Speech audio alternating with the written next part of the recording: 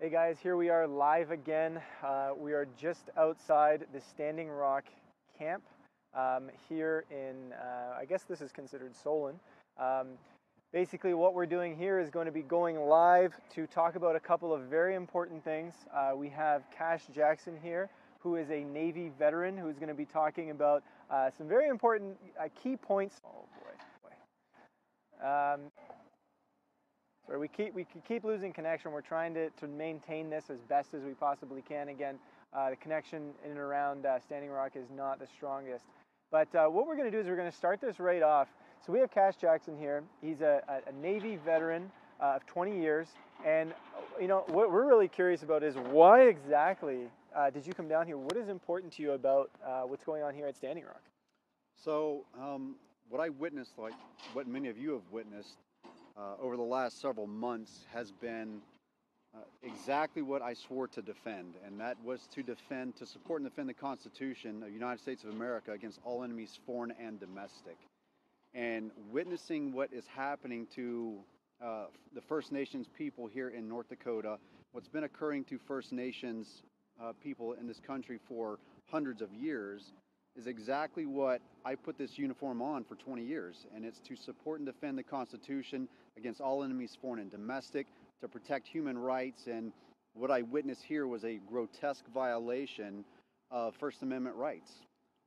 Absolutely. So specifically, what were you seeing that hit you to a point where it was like, hey, you know what, this is totally not something that we stood for. Like, give people very, I guess, clear examples of what it is that is important that some of these, I guess, people who've taken the oath, what is it that they're doing that is breaking that First Amendment? So what I personally witnessed, and it was kind of on my heart, I was watching for a long time. I was following what was occurring here at Standing Rock, and I was sitting at home one day and I was watching some live feeds, and I watched a video. There's an elderly woman standing by herself praying peacefully. She's there all by herself. There's no one around her really. And I watched as a police officer, who I know swore a similar oath to what I did, he takes a can of pepper spray and just sprays this woman all over her face and upper torso. And it was the repeated egregious nature with which they are intimidating and attacking what is largely peaceful people who are there to exercise their First Amendment right that they are entitled to, that I supported and defended for 20 years up until the time that I retired from the Navy. Seeing that, it just broke my heart, and I knew that I had to come here. I had to come and stand alongside these people. Whether or not I agreed with the legitimacy of the pipeline or the legality of whether or not they could be here, that didn't matter. What was happening was an infringement upon their First Amendment right, and I had to come out here to support and defend that. Very good. So you came out here I guess it was about a week ago or 2 weeks ago? Yeah, just a couple weeks ago I was out here. And there's a famous image that is now rolling around the internet of you. Can you describe a little bit about what that is and why that image is so important to you? So I came here, I was hoping to be able to engage in sort of a direct action. I wanted to go to what many people refer to as the front line, where the police officers and the water protectors meet kind of face to face. And I wanted that opportunity to be able to do that. Well, while I was here, that didn't happen. They were kind of at a standstill on both sides. So with my last day here, a friend of mine, one of the natives had came up to him and said, well, you guys should just go up there and talk to them. And I was like, you know what? I don't have anything to lose. I came here for a specific purpose, and that was to engage and to remind law enforcement and National Guard personnel over on the other side there, to remind them of their oath. And so myself and some other people, we mounted up on horseback, and the Veterans for Peace, they marched behind us, and we marched down onto the bridge, and I crawled up on top of one of those burnt out trucks. And from on top of that burnt out truck, I engaged and reminded those law enforcement personnel of the oath to support and defend the Constitution, to support and defend these people's rights to protect their lands, to protect their nation, to protect their culture and their water. And and somebody snapped a picture of me standing on top of that truck, and it's a beautiful image. Nice, very good. And so you were mentioning that what you had in the image, the inverted U.S. flag. What does that mean to have that in that fashion? Well, I'm glad that you asked me. So most people they're not aware of U.S. flag code, and most people, when they see like what many call a protest, and they see an inverted American flag, they see that as a desecration or as a disrespect to the American flag. I've only done that at specific times, and it's in accordance with U.S. flag code, which is underneath extreme risk to life or property. And based on what I've witnessed via social media, via the mainstream media, and being here by myself with boots on the ground here, there is no question to me whether or not the appropriateness of inverting the American flag to signal extreme risk to life and property. And that's exactly what's occurring here. This is extreme risk to life and property, because when you threaten several million people's their drinking supply, that's a threat to life and property. I'm sorry, but so that warrants me inverting the American flag the way that I do. Nice, very good. And so, what do you see as a potential solution here at Standing Rock? Well, so here's one thing that I, as a neutral party on this, and I'm neutral in the sense that, I've tried to research and understand both sides here. That there's really two opposing sides, where you have the Dakota Access Pipeline, you have the workers there, you have that infrastructure that's coming in, and there's jobs and people being fed on that side because of that. And then on the other side, you have the First Nations people. You have their lands, you have their culture, you have their drinking water, and what we know, what has been hundreds of years of violations of treaties and their rights as just human beings. Somewhere in that middle is the truth, and that's what I came here to find, is the truth. And there's some truth on both sides here. And so what's important, what needs to occur is, one, we have to stop with the finger pointing. And on both sides, we have to think, is there an alternative solution? Is there something we haven't thought of? Is there something that we could do or consider to eliminate the conflict, to retain jobs, to bring people together, to preserve their lands and their culture, and protect their drinking water? And I think if we do that, and we have that ability to do that, we can find a peaceful resolution here in Standing Rock. Perfect. And is there something that people can do from whether they're at home still or whether they get inspired to come down here? I mean, what is it that you think people can do at this time to help support what's going on in Standing Rock? Well, I think one of the most important pieces is to consider, one, we know that mainstream media, this is my personal opinion, mainstream media, whether it's a very left-leaning, right-leaning media source, they skew that information to paint a portrayal of something to cater to their viewers, right?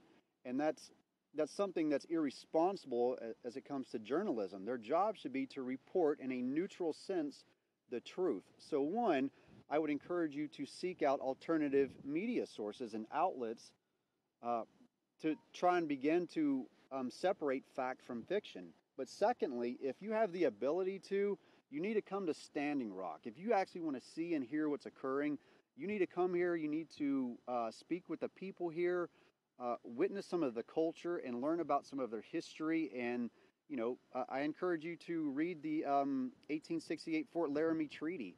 Read through that. There's some very compelling evidence for why the natives are doing what they're doing.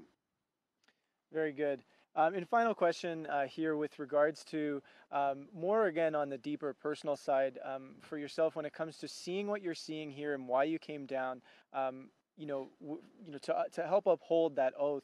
And then also considering the service that you provided to the country. I'd asked you earlier, how does it feel to see this happening given, the service that you had provided all those years to the country?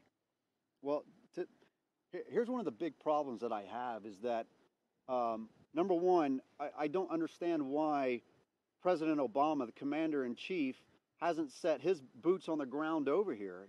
As the person who overseas is entrusted with the safety, the security, and the welfare of the people in this country, I can't understand why the commander-in-chief hasn't yet came over here to see for himself, which is what responsible leadership does, is that when there's a problem, they come and look at it.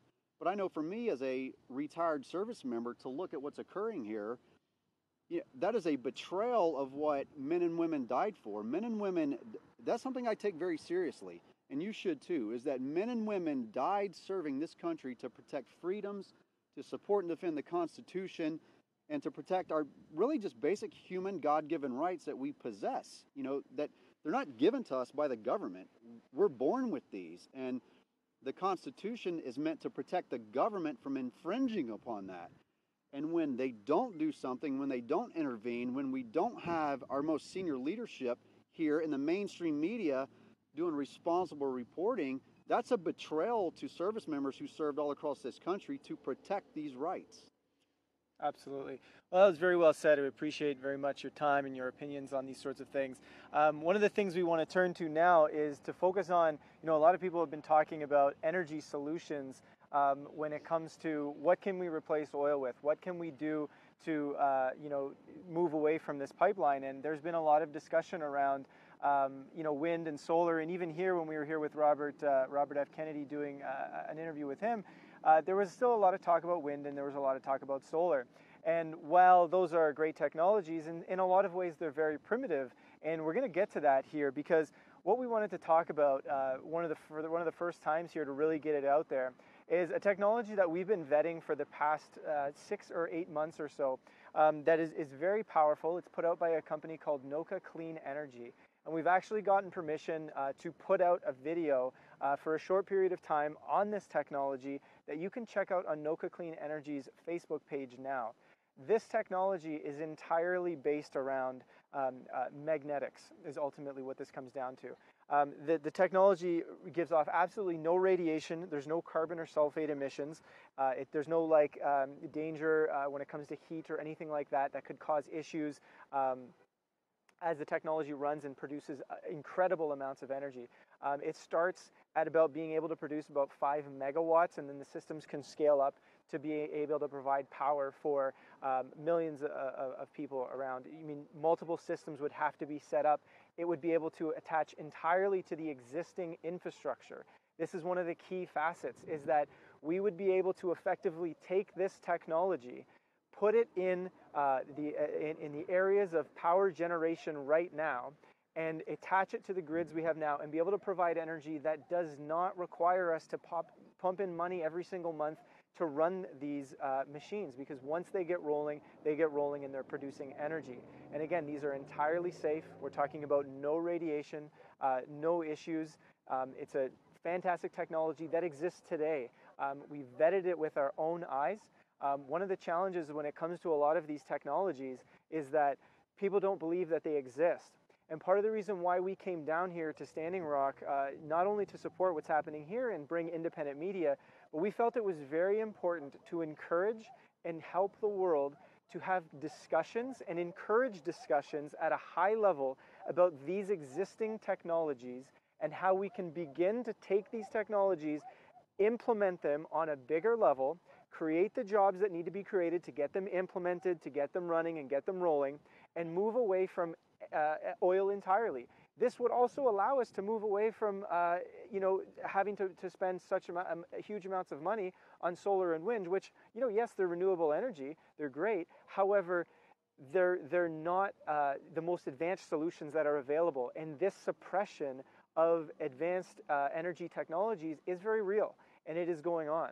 And what we're bringing forward here is just the knowledge and the vetting of saying, we've been there to see this technology, it exists, and we're encouraging that this technology created by Noka Clean Energy, there's a video available on their Facebook page right now that you can go and check out. We want these technologies to be discussed at a higher level, around government tables, around whether it would be at a municipal level, at a federal level. We want the discussions to be had because this technology is here, it's available, and this is a big part of why we're here, is because we believe that as much as people are here to help talk about you know, restoring the rights to land, restoring the rights to safety of water and all that stuff, which is incredibly important.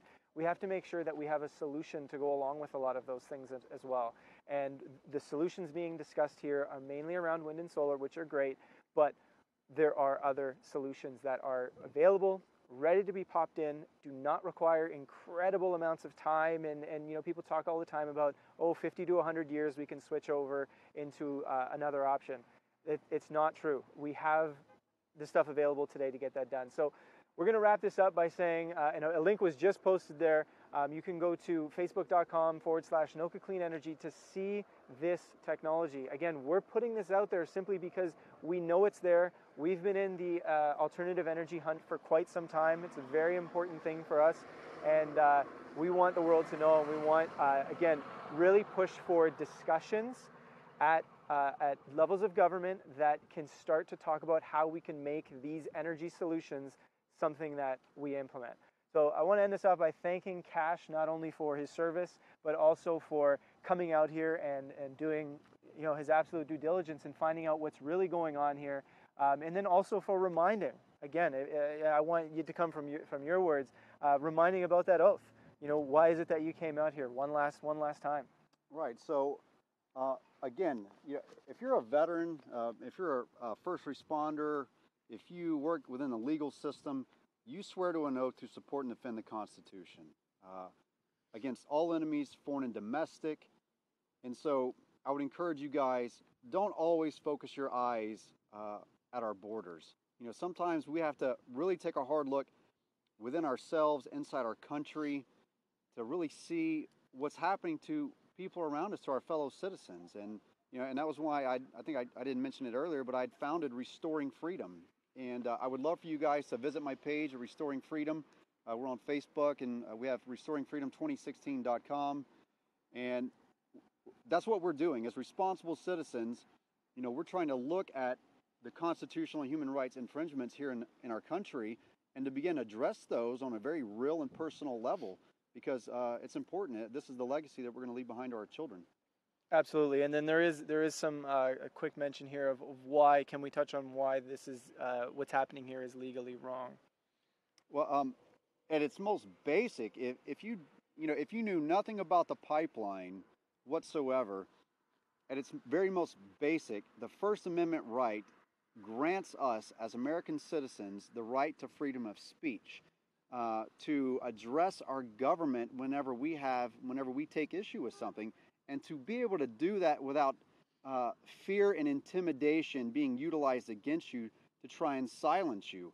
And they've tried to do it to me. They've tried to silence me and my voice, even though I fought for this voice for 20 years. And men and women died serving this country to protect those rights.